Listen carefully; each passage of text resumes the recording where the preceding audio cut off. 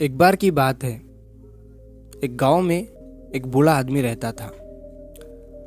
वो बूढ़ा आदमी अपने बेटे से बहुत परेशान था, क्योंकि उसका बेटा बहुत ही नालायक था, कामचोर था।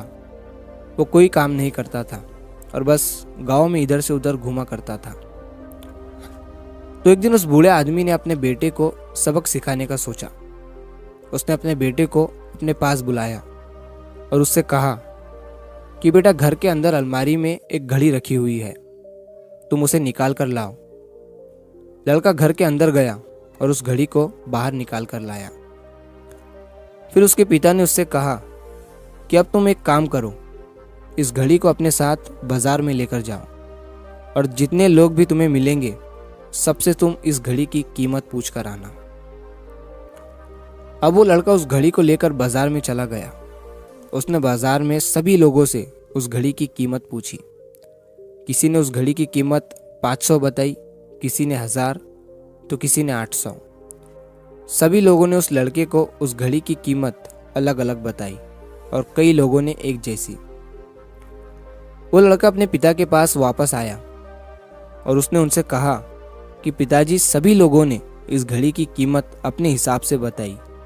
किसी ने 500, किसी ने 1000, तो किसी ने 800। अब उस बूढ़े आदमी ने अपने बेटे से कहा कि बेटा ठीक है, घड़ी को तुम अलमारी में रख दो और जाओ। अब अगले दिन फिर से उस बूढ़े आदमी ने अपने बेटे को अपने पास बुलाया और उसे फिर से अलमारी से घड़ी लाने को कहा। लड़का फिर जाता है और अलमारी से घड़ी निकाल कर लाता है। और अब उस बूढ़े आदमी ने अपने बेटे से कहा कि बेटा जाओ और आज तुम इस घड़ी के अंदर जो समय चल रहा है उसकी कीमत पूछ कर आओ। लड़के को समझ नहीं आ रहा था कि उसके पिताजी उससे क्या करवाना चाह रहे हैं। वो दुखी मन से फिर से घड़ी को लेकर बाजार में चला जाता है और सभी लोगों से उस घड़ी के अंदर जो समय चल रहा था उसकी कीमत पूछता है। लोगों को लगता है कि इस लड़के की मानसिक स्थिति ठीक नहीं है। कल ये घड़ी की कीमत पूछने आया था और आज समय की। बहुत से लोगों ने उसे भगा दिया और कुछ लोग उस पर हंसने लगे। अब लड़का परेशान हो जाता है और सोचता है कि ये मेरे साथ क्या हो रहा है। तभी वो आखिरी बार एक बूढ़े आदमी की दुकान पर जाता है। वो बूढ़ा आदमी बहुत व्यस्त था। वो लड़के का सवाल सुनते ही समझ गया कि लड़का उससे क्या पूछना चाह रहा है।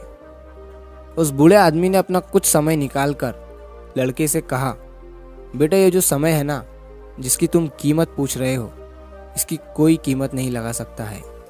तुम करोड़ों रुपए देकर भी अपनी जिंदगी का एक सेकंड वापस नहीं ला सकते हो। इसीलिए इस टाइम का सही उपयोग करो।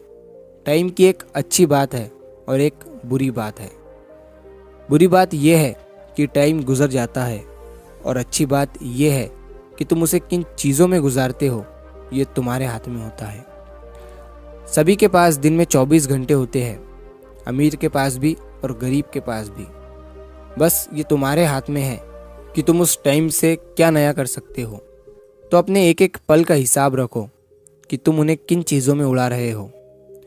उस बूढ़े आदमी की बात सुनकर उस लड़के की आंखें खुल सी गई, मानो उसमें एक बड़ा बदलाव सा आ गया हो।